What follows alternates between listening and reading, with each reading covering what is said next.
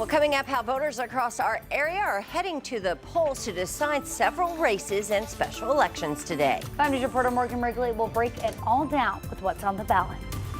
And it's going to be warm this afternoon, mid to upper 80s. Lots of sunshine out there. Should be a nice Tuesday, and it's going to be hot for our Wednesday. That's all coming up. And state leaders are announcing new investments for a local military base. Find out where the over $100 million in funding will go. But first, a live look for you out in Rogers. A beautiful sunrise. Good morning. 5 News This Morning is now. Covering news where you live. This is 5 News This Morning.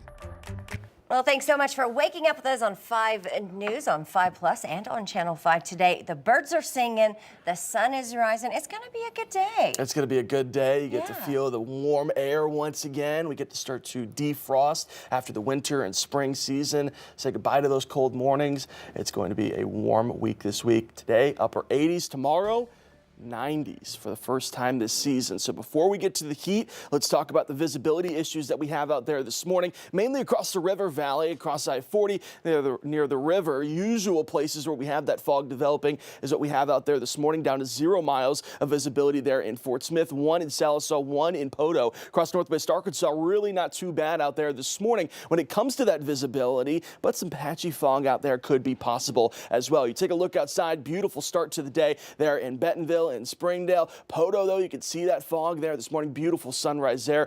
Ozark, you can see the fog developing there over the river, and definitely there in Fort Smith. Low visibility out there this morning. Give yourself a few extra minutes if you have to head out the door across the river valley. While in northwest Arkansas, this beautiful start to the day. Warm and sunny. This warming trend is going to continue. Storm chances come in by the time we get to the weekend. So northwest Arkansas, the rest of the day today, all you have to worry about, plenty of sunshine, maybe even a little sunscreen out there. Daytime highs into those low 80s. By the time we get to this afternoon, across the river valley, upper 80s for us today, low 90s for tomorrow. Let's get a check of traffic out there this morning. Here's a live look out across I-540 there at 0 Street. You can see that fog out there this morning. Take it easy out there where we have that dense fog. Again, Fort Smith area, more than likely seeing it the worst right now, but you travel along I-40. That's where a lot of that fog is developing. Across northwest Arkansas, not too bad out there this morning. No accidents, no slowdowns as you head out the door. All right, thank you, Stephen. Well, today is special election day in Arkansas, where voters are casting ballots in several local races, including issues like millage increases and fire department dues. Yeah, 5 News reporter Morgan Wrigley is going to walk us through what you'll see on the ballot today. Good morning, Morgan. Good morning. Well, voting sites open for election day at 7:30 this morning. In just about an hour now, we've been telling you this morning about some of the most closely watched races in our area. One of the biggest is a proposal to extend Fort Smith's sales tax through 2059.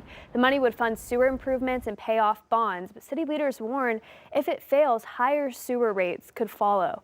In Washington County, voters will decide on millage increases for the Farmington, Greenland, and Prairie Grove school districts. There are also school board races in Greenland, Prairie Grove, and Springdale that need to be decided. And in Benton County, Gravette voters are deciding on a plan to change how fire dues are collected. Right now, bills are mailed directly, but if approved, the dues would be added to property tax payments. The Gravette Fire Department serves over 3,000 residents, but says fewer than half currently pay dues.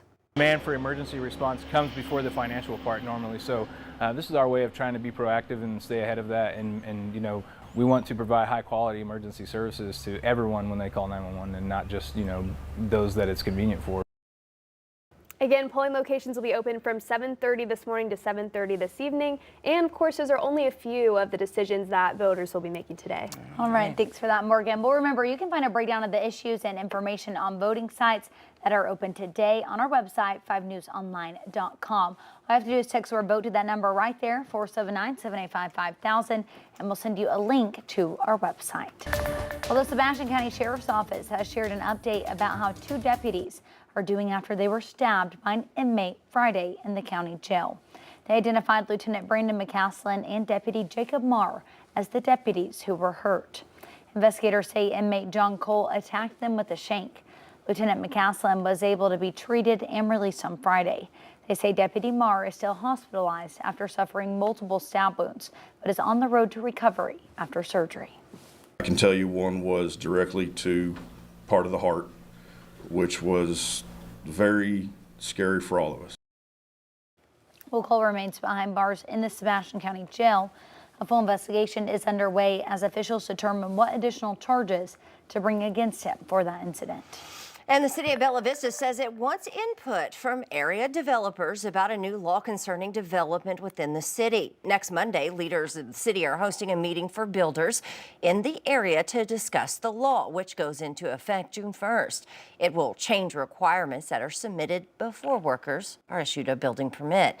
The meeting will also cover a new bill passed this legislative session, which addresses building code related items.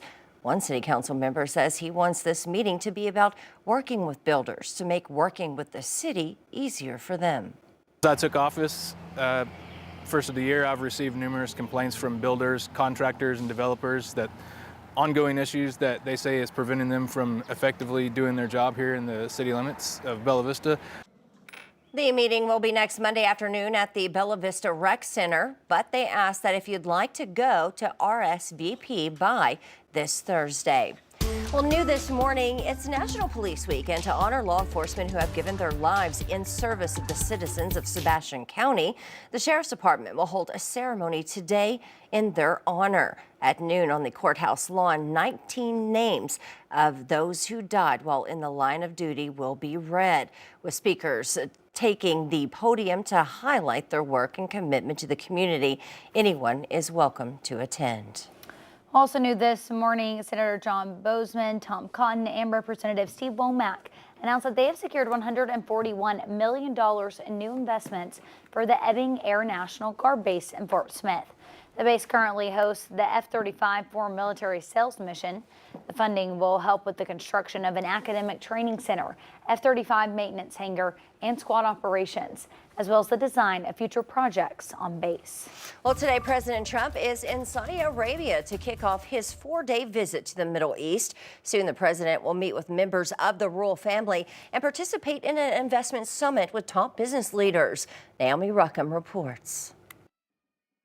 Today, President Donald Trump met with Saudi Arabia's Crown Prince Mohammed bin Salman in Riyadh.